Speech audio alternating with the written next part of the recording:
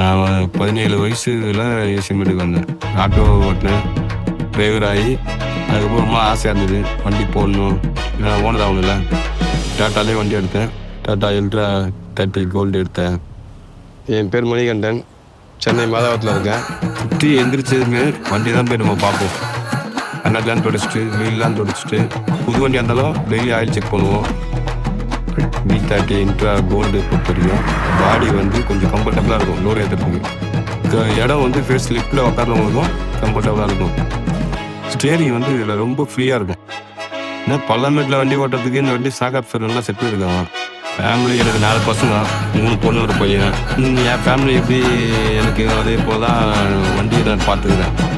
Tata எடுக்கணும்னா அது India company, அதனால் ஒரு ஈடுபாடு டாட்டா கம்பெனி இருக்குது.